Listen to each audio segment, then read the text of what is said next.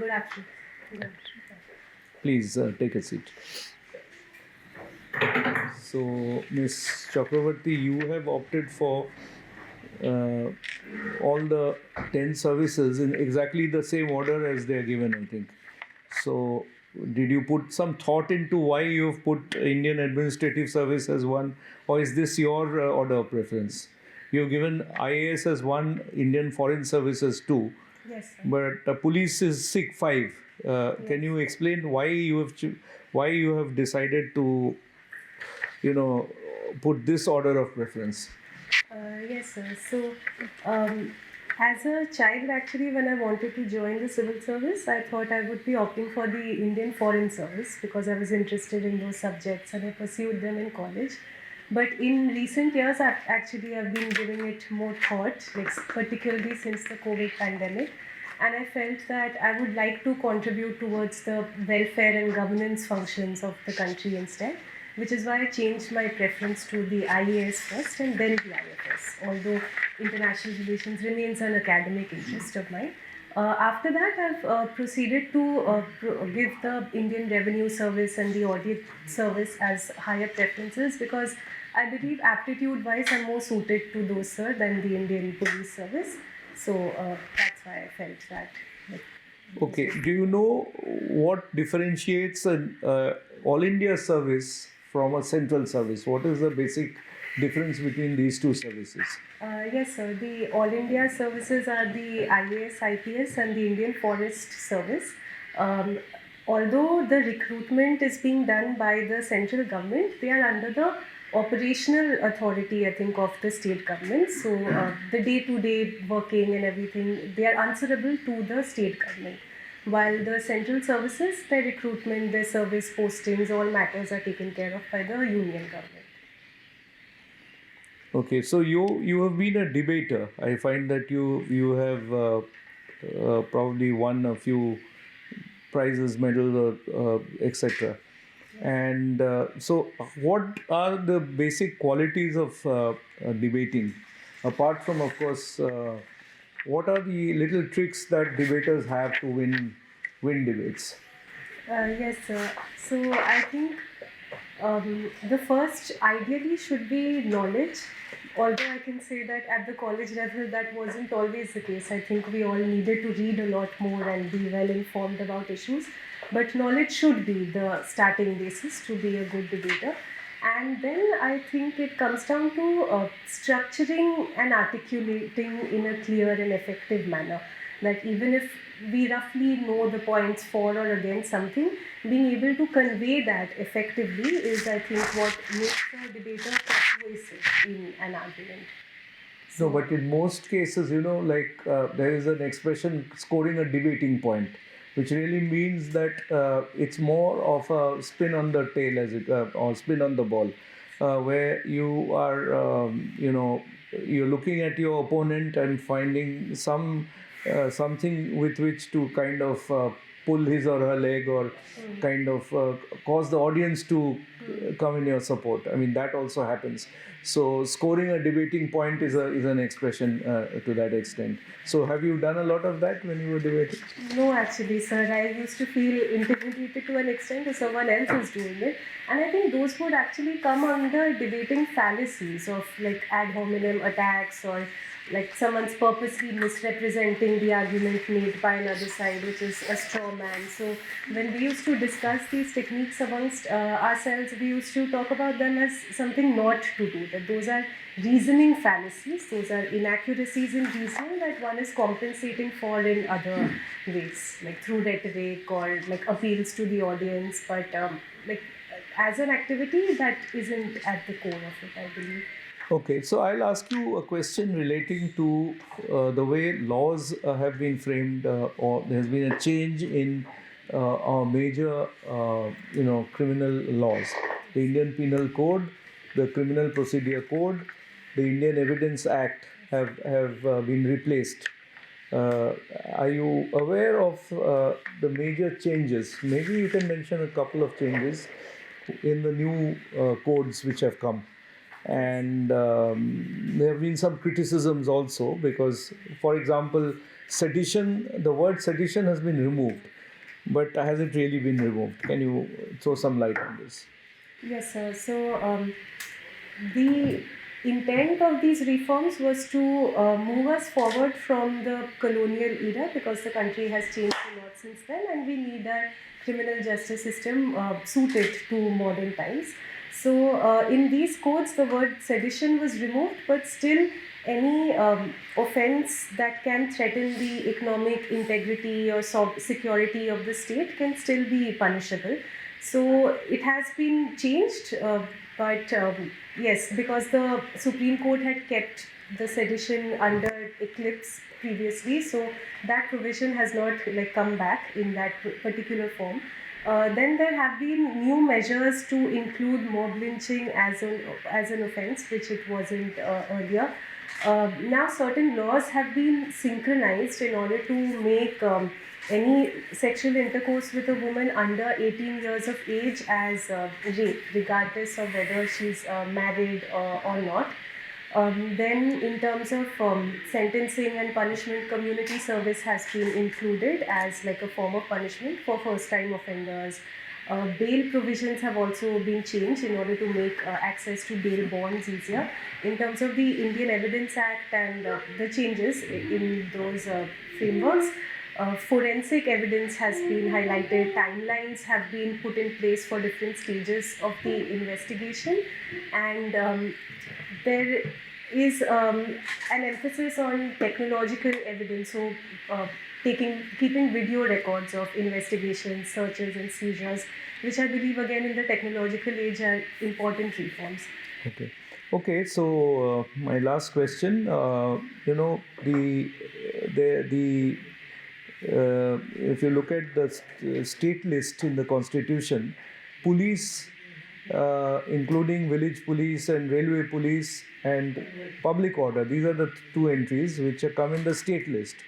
There's recently been some demand that it should come at least in the concurrent list because of various reasons. And in fact, if you look at the NIA Act, for example, which happened, I think, after the Bombay attack, that you have a list of offences in the appendix, which for which they can directly take cognizance without even the nod from the state. So, do you think there is a case for having these two entries in the concurrent list of the Constitution? Sir, I believe the current system is one that is suitable, because I believe that public order policing, law and order is best done keeping in mind local circumstances. And if the authority and accountability is closer to the ground, I think that chain of command and everything is easier to maintain, as opposed to someone in Delhi who's responsible for an incident which is taking place far. I don't think that would be the most effective response.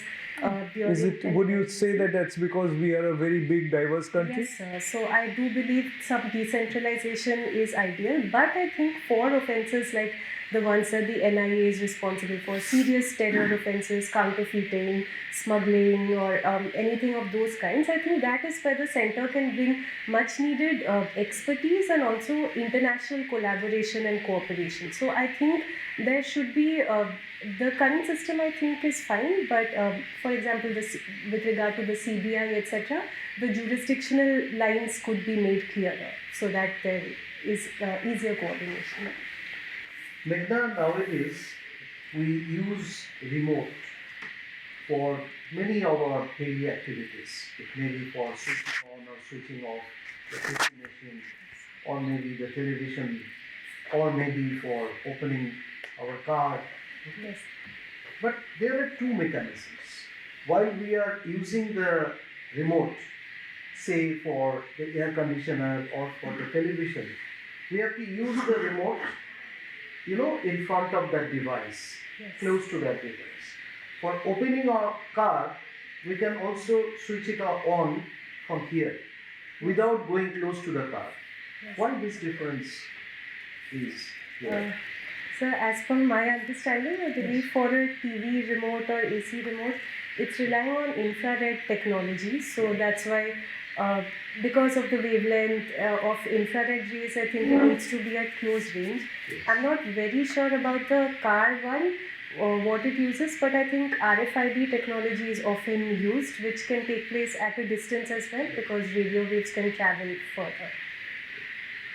You are fond of reading Russian literature and also fond of magic realism. Yes, okay. So, you must have read most of the books written by Gabriel Garcia Marquez. Yes, sir. Which book is your favorite book? So it is 100 Years of Solitude. Why? Which is, so I believe first that was one book which made me realize that those boundaries between the real rational world that we know and the magical supernatural world, they don't have to be separate. And I believe in non-Western cultures, that's actually the way in which we look at the world. In India, we don't look at spirituality as something that's separated like from our world, and it permeates our understanding of time, of like our reality. And that book managed to do that it's incorporating that element so seamlessly, and it's showing the spirit of the times across so many generations of a family. It's showing all the political developments that were taking place, which like is showing, I believe, like both the personal and the political, how like the impacts go both ways. And the understanding of time also, that unless sometimes we may be doomed to repeat our mistakes unless we have an understanding of our history, unless we know our past, the mistakes that have been made, and make a conscious effort to move on from that. Like I believe like several patterns and cycles may continue. I believe that story does like show all of these things. Do we find that sense of time also in the Autumn of the Patriarch? I have not read that book, sir. Okay. And have you read his autobiography? Yes, Yes. No. Okay, let's change the topic now. So Bangalore, which is now called Bengaluru, so that was earlier called as the city of lakes. Okay. Yes. Nowadays, over the last 10, 15 years, particularly last 1 decade, we find that it has been suffering from water scarcity. Why? So I believe firstly in terms of the lakes, I think there has been rampant encroachment, and several of those bodies, like because of increasing urbanization, increasing population pressure, more industries coming up, so those lakes have been encroached upon. And the canals and connecting lines between the lakes have also, like the desilting has not properly been carried out, which is why the water flows are not being maintained properly to connect all these bodies. And then the water crisis comes because I think Bangalore is situated on a plateau. So it's not very easy to transport water from, let's say, the Kaveri or any other river to Bangalore.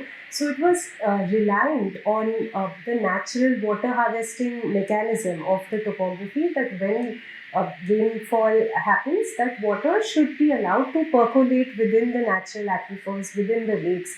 So now if the lakes themselves are being destroyed or being like encroached upon, then the rainfall water can just run off and it's lost, and the water is not recharging those aquifers, and it's very difficult to pull up water from the river, which is located at a much lower elevation. So that supply problem is there because of its topography, but now because of the nature of the city's growth, like demand management has not been right, I believe. That takes me to another question, that nowadays we have been talking about the linking of the rivers. Okay. But there is a lot of debate about it. So what is your position? Is it good for us or bad? Sir, I believe that it is an issue that merits serious consideration, because if we see the Ken-Betwa linking project, which is finally being greenlit right now, the Bundelkhand region is one of the most socio-economically backward regions of the country, and they face severe droughts. Actually, in school, I was working on a project in which some of the students went on on-field visits to Bundelkhand. So they got a grasp of the situation and the high rate of suicide, migration, this out-migration happening over there. So I do think transferring water from surplus to deficit areas can really be a big boon to the people of the Bundelkhand region.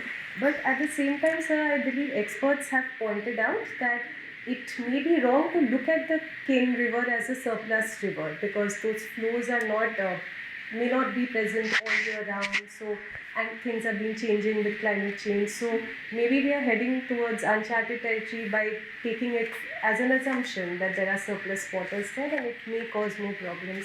And secondly, of course, is the idea that the Dordhan Dam project might sink up to 10% of the core area of the Panna Tiger Reserve.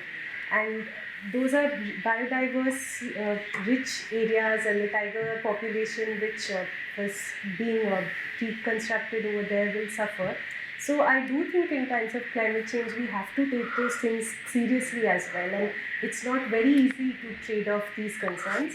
While I don't think there should be a definite yes or no for such a proposal, I do think it needs to be well thought out and as far as possible in its mechanism of implementation as to where the dam should take place, what size should it be, how exactly it should navigate the forest. I think those technicalities should also have inputs from both locals and experts. Thank you, sir. Your name also stems from rivers, Yes. right? Do you have any ancestor who used to live by the side of the river? Not by the side of the river, sir, but both sides of my family are from the Bangladesh side of the border before partition. So, what is your take on, say, next 6 months course in Bangladesh as we are seeing the incidents and things are taking shape? Yes, sir, I think the situation is quite volatile. I think the recent announcement that elections may not take place before the end of the year or early next year, I do think that might set the stage for more unrest in times to come. And the best way forward actually might be early elections so that the government speaks with one voice and it has a ring of legitimacy and popular credibility. So the longer that elections get delayed, I think that itself may lead to more chaos. On the foreign policy bit, sir, and relations with India, I don't think things may be very bad because I believe our government is doing a very good job of, as the newspapers have been calling it, politics proofing our foreign policy. That the government has not been responding to the situation the way people on both sides of the border has been.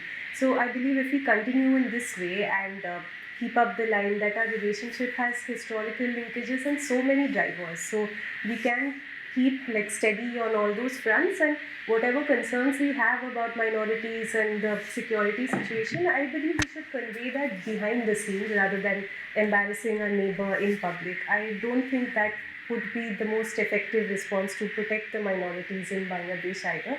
We should work with them like we are trusted partners like we have been in the past.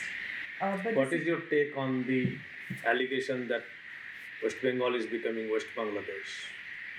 Sir, there are security threats for sure, sir, with the arrest of like recent like groups, militants from the Ansarullah Bangla team or the fake passport racket. So I think this is a matter on which both the state and the central government need to work together.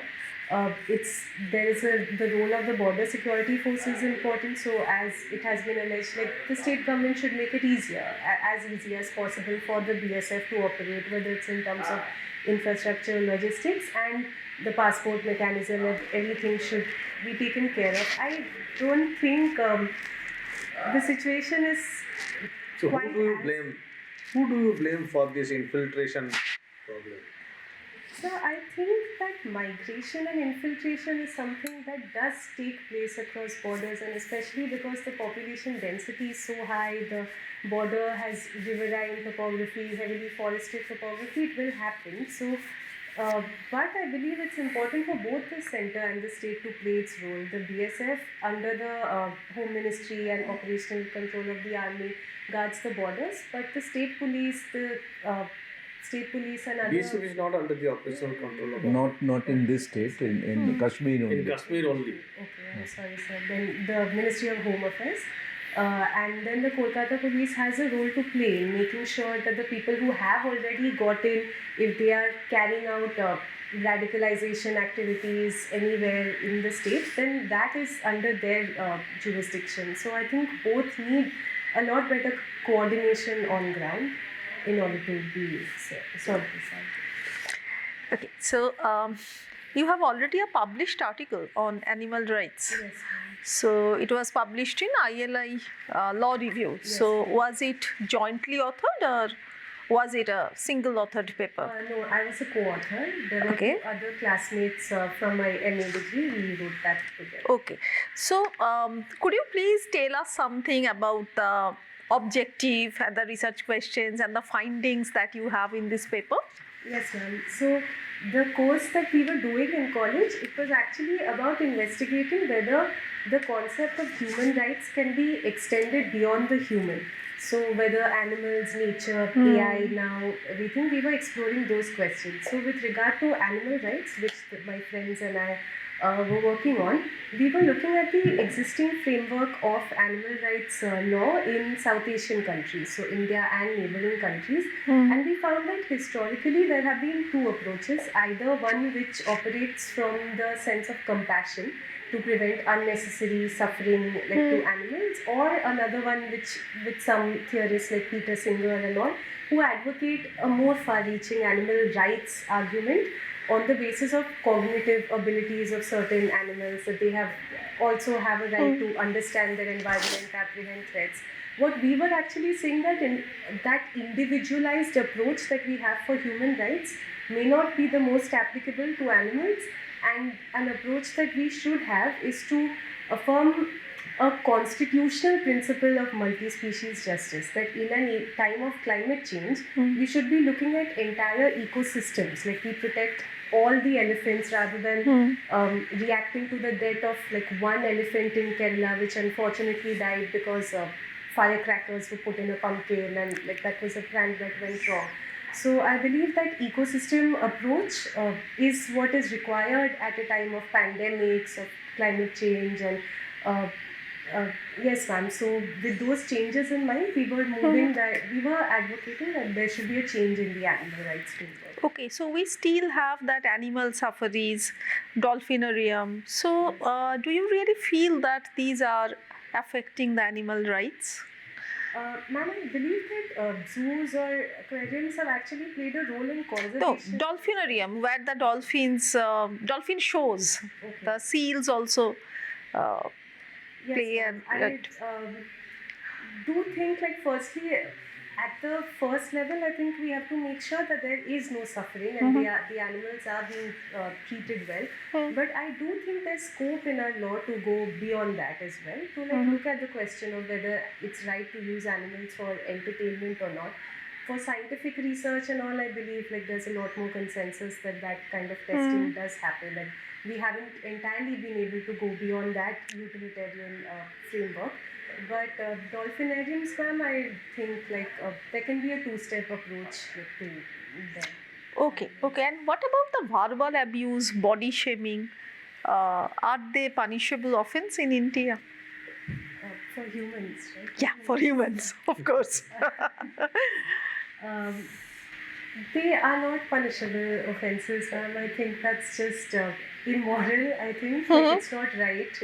Like humans should operate from like empathy, and I believe that we have come far in several aspects to with changing perceptions of body image and what the right kind of body is. I do believe the world is moving in the right way, but at the same time, because of social media and internet and the proliferation of images, it's also possible for negative standards to be set. I don't think it's right to take a legal approach to it. It requires more sensitization right from childhood, that whether it's parents, whether it's schools, whether it's the media we consume, I think those are the right sources to work on. So is it immoral or is it unethical? Right now, I think it's immoral from a personal point of view, that we shouldn't try to hurt another person in that way. And at the moment, it may not be unethical, because I think society has not entirely had a common view about how to view this matter. I'm not sure everyone will view it as a violation of ethics, but I do think we need to move towards a situation where society views it as a common humanity matter and a violation of ethics. Okay, thank you. Okay, I have one last question. You know, you are aware of the fact that funds are devolved from the central union government to the states, as per the Finance Commission's recommendations. A new Finance Commission has been appointed recently. Now, if you go back to the previous Finance Commission, it came up with a certain figure of transfer of resources. Now, what the central government has done is subsequent to that, and in kind of a change of policy in which cesses were to be phased out, they have actually increased cesses, and because cesses don't have to be shared with the states. This is one thing which the central government has done. The other thing is when they have come up with schemes, whether centrally sponsored schemes, so only few are 100% funded by the central government, like Narega, but there most of the other schemes are either 60-40 or for 50-50. But they have gone ahead and named them after the Prime Minister mostly, Prime Minister something something, or named them after other people. Now, do you think this is something which is ethical? Firstly, when you're talking about ethics, and also whether it's legal, you know, because after all, even when 60-40, say 60% comes from center, 40 from the state completely, the state machinery implements it. Therefore, there's a huge cost to that as well. If you add that cost, it's likely to be more than 50%. If you look at manpower and man days used by the state machinery, because not a single scheme of the central government is implemented by central government officials, except one or two maybe. So, what is your opinion? I mean, should such schemes be named after one individual? What is your opinion on that? So should I start with the cess question? Whichever way. Yeah. Yes, sir. So I do think that because of like the increase in cesses and surcharges, I think the devolution to the states has decreased from the 41% that it should be to around 32% at present. Although the state does have several matters like road infrastructure, etc., that it is using those cesses for, I think the next Finance Commission can take that into account, because many states have been saying that to offset for the increase in cesses, the devolution could be further increased to 50%, and the horizontal metric could also be changed. So that could be taken into account to balance the increase in cesses.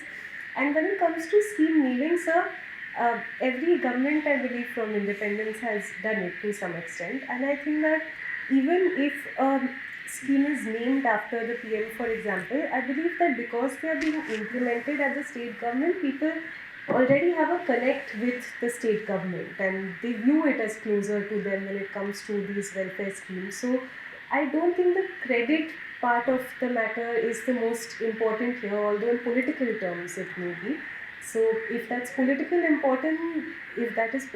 important, I think that can have a political solution in terms of discussion amongst parties or state and central government.